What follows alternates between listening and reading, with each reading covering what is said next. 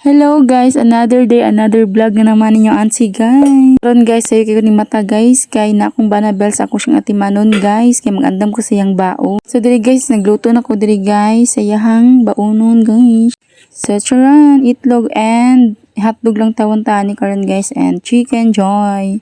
Yes, then nagluto po ko gravy niya guys. Ang ganahan ba siya ani? Oy, basta ka gravy na siya sa akong pananaw. And then naluto na sa nato ang rice. So karon guys is na mainit pa dahil ko guys no kay sayo pa man no, so wala pa na akong ipuga ko ang bana ani guys, so nagmainit pa ko kay gutom kayong auntie guys. Kita ni mata, and then diri guys is nagandam na pud ko siyang baonan ako ng yugasan ako nagitrapuhan kay syempre napay basa-basa ano.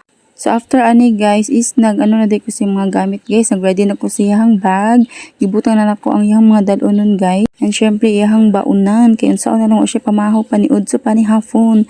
Actually iyang duty manggod is 6 AM to 6 PM. So dira is gitabangan ko niya arrange guys, kay di ko kabalo mag arrange siyang bag. So dira guys is pwede siya guys palakaw kay unsa nang orasa guys kay 6 AM pa iyang duty. So kanang orasa is 4:30 AM na siya guys.